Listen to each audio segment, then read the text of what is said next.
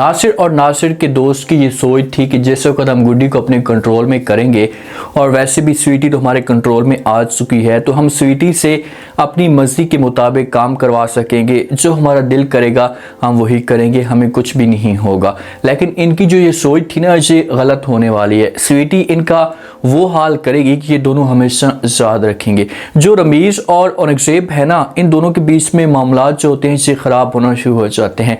रमीज़ ये समझता है कि भाई औरंगज़ेब मेरे साथ धोखा कर रहा है, मुझे झूठ बोल रहा है, इसने जानबूझकर जो गुड्डी को एक साइड पे किया हुआ है ताकि सारी की सारी जायदाद के ऊपर कंट्रोल कर सके। और इसी वजह से रमीज़ आकर ब्लैकमेल करने की कोशिश करता है। जब दोनों लालची दोस्तों के बीच में मामला ख़राब होना शुरू हो जाए और दोनों एक दूसरे के ऊपर इल्ज़ाम लगाएं, तो तीसरा बंदा बीच में फ़ायदा उठाने की कोशिश करते, तो हमेशा फ़ायदा ही उठाते हैं। अब क्या होगा नेक्स्ट एपिसोड में? क्या औरंगज़ेब जो होगा इसे किसी तरह से रमीज़ को रास्ते से हटाने की कोशिश करेगा? अगर रास्ते से हटाता है तो आगे से रमीज़ का क्या रिएक्शन आता है? अभी यही दोनों बंदे एक दूसरे के ऊपर इल्ज़ाम लगाएंगे और रमीज़ जो होगा ये खुलकर बोलना शुरू हो जाएगा कि भाई आपने अपने भाई को और अपनी भाभी को मरवाया। नेक्स्ट एपिसोड में गुड्डी के पास ऑप्शन क्या बचा है, क्योंकि गुड्डी को इस बात का तो अंदाज़ा हो चुका है कि भाई ये जो ख़ानदान है इसे मेरे साथ मुखलिस नहीं है, तो गुड्डी किसी भी तरह से यहां से भागने की कोशिश करेगी। अगर भागती है तो ये किसके पास जा सकती है? क्या अपने चाचू के घर में जाएगी, इसे अपनी खाला के घर में? इस वक्त गुड्डी को दूसरे मुकाम पे लेकर जाया जाता है, तो गुड्डी अपने रूम के अंदर जाती है। इसे रूम मिल जाता है कि भाई आपका ये रूम है, आप इस रूम के अंदर रह सकते हैं। तो गुड्डी जिस वक्त उस रूम के अंदर जाती है, बैग को ओपन करती है, क्योंकि अकेली होती है, और जब भी ये अकेली होती है तो ये स्वीटी के साथ बातें करती है।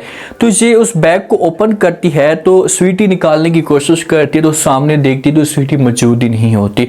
तो इसके दिमाग में बातें आना शुरू हो जाती है और बड़ी परेशान हो जाती है कि भाई आखिरकार स्वीटी कहाँ चली गई है।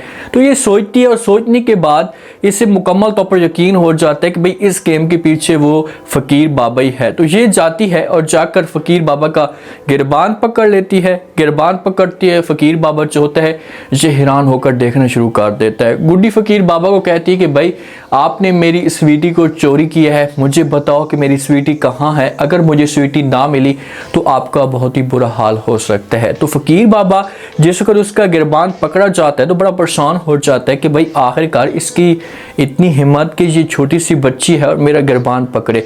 तो ये वो हाथ छुड़वाता है, वो अपना गिरबान जो होता है ये छुड़वाता है और गुड्डी को थप्पड़ मार देता है। और जब गुड्डी को थप्पड़ मारता है, अपनी साथ में जो इसकी आंटी खाला जो भी औरत होती है उसके साथ बात करता है कि भाई इसको जो अपने कमरे के अंदर रखना है और किसी किस्म की कोई भी चालाकी से नहीं करने देनी।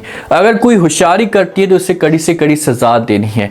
यहाँ से ये जेली फ़कीर बाबा चला जाता है। वो जो औरत होती है ना, एक बच्ची भी होती है, हो सकता है कि इसकी कोई नुकरानी हो या इसने मुलाजमा बना कर रखी हो ज़बरदस्ती, तो जो उसे समझाती है वो औरत कहती है कि भाई आपने इसके ऊपर ख़ास तौर पर नज़र रखनी है, इस बच्ची के बड़े नखरे हैं और आपने इसके साथ फ्री नहीं होना, गपशप नहीं करनी और कंट्रोल करना है। किसी किस्म की कोई भी हरकत करती है तो आपने मेरे साथ आकर शेयर करनी। जिस वक्त वो बच्ची बात सुनेगी तो वो भी, उसके चेहरे से भी ऐसा लग रहा है कि उसके साथ भी जुल्म हुए हैं। तो वो जाएगी, गुड्डी के साथ बात शेयर करेगी, गुड्डी को सब कुछ बता देगी कि भाई मैं तुम्हारी ये सपोर्ट कर सकती हूँ, अगर तुम यहाँ से जाना चाहती हो तो मुझे किसी किस्म का कोई भी एतराज़ नहीं है, मैं तुम्हारी मदद करूँगी। अगर तुम यहाँ पर रहे तो तुम्हारी जो ज़िंदगी होगी इसे मुकम्मल तौर पर बर्बाद हो सकती है और इसे तुम्हें किसी और मकसद के लिए भी यूज़ कर सकते हैं। ऐसा लग रहा है कि ये जो डेरा है ना, इसे किसी और मकसद के लिए यूज़ होता है। तो जिस वक्त गुड्डी ये बातें सुनेगी तो ये बातों के ऊपर यकीन करना शुरू कर देगी और यहाँ से भागने का फैसला करेगी। नासिर ने बहुत बड़ा धोखा किया है गुड्डी के साथ। जिस हिसाब से नासिर का जो रिएक्शन था, जिस हिसाब से नासिर लग रहा था, तो ऐसा महसूस हो रहा था कि नासिर जो है ना, ये गुड्डी के साथ मुखलिसी के तौर पर काम कर रहा है, उसे किसी किस्म की कोई लालच नहीं है।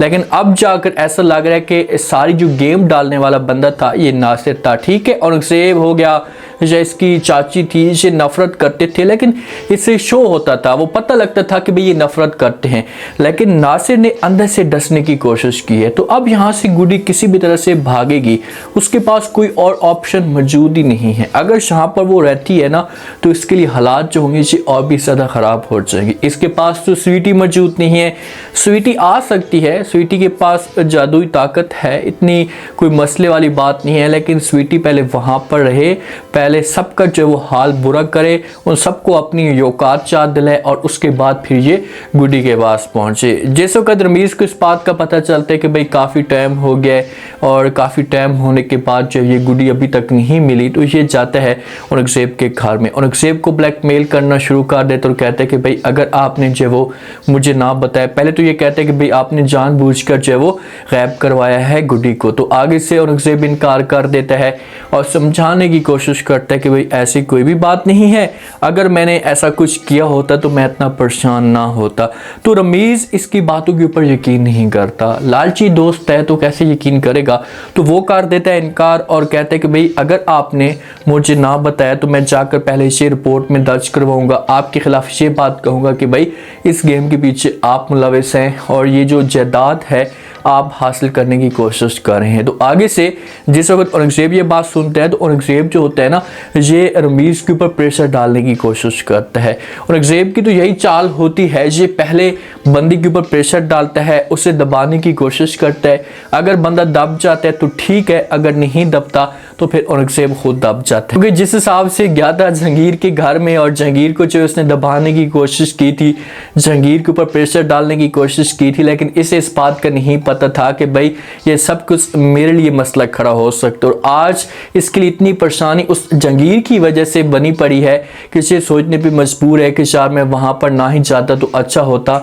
और मेरे साथ ऐसा माहौल क्रिएट ना होता। औरंगज़ेब इसे धमकी देता है, ब्लैकमेल करता है और कहता है कि भाई आपको शायद जात ना हो, आप भूल गए होंगे आपने कि किस हिसाब से जुल्म किए से गेम डालने की कोशिश की थी और कैसे मेरे भाई को और मेरी भाभी को आपने मारा था। औरंगज़ेब के पास यही ऑप्शन है और इसी तरह से ब्लैकमेल कर सकते हैं। इसे जिस वक्त रमीज़ ये बात सुनता है तो वो औरंगज़ेब को जवाब देते और कहते हैं कि अच्छा वो सब कुछ ठीक है, लेकिन आप इस मामले पर थोड़ा सा सोचें तो सही कि आपने क्या किया था। मेरे पास भी ऐसे सबूत मौजूद हैं कि अगर मैंने वो सबूत दिखा दिए या बता दिए तो आपके लिए भी बहुत बड़ा मसला खड़ा हो सकता है। जब ये अल्फाज रमीज़ के औरंगज़ेब सुनेगा ना तो फिर ये परेशान हो जाएगा और ये किसी भी तरह से रमीज़ को ठंडक करने की कोशिश करेगा, ऐसे कहेगा कि आप थोड़ा सा खामोश हो जाएं, हम बैठकर बात करते हैं, मामलात को जब एडजस्ट करने की कोशिश करते हैं।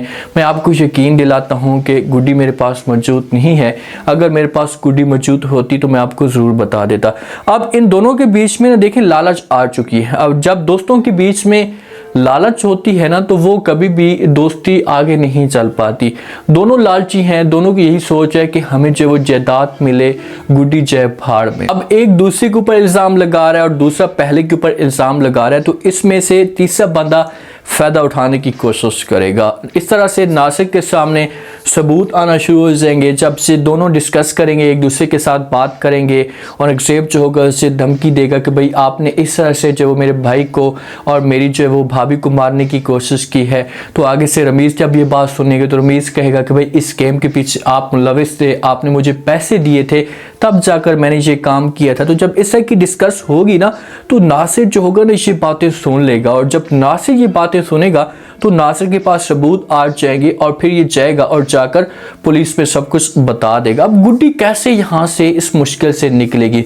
अगर स्वीटी गुड्डी के पास आ जाती है तो गुड्डी के लिए मुश्किलात जो होंगी ये हल हो सकती है। गुड्डी यहाँ से भाग सकती है। भागने के बाद अगर ये चाचू के पास जाती है ना तो इसका जो कैरियर होगा ये मुकम्मल तौर पर बर्बाद हो जाएगा। अगर दोबारा अब चाचू के हाथ में लगती है तो समझो कि चाचू इसे मार देगा। तो इसी वजह से गुड्डी को चाहिए कि गुड्डी किसी भी तरह से अपने आप को यहाँ से सेव करे और ये खाला के घर में जाए। जहांगीर जो है ना ये भी लालची किस्म का इंसान है।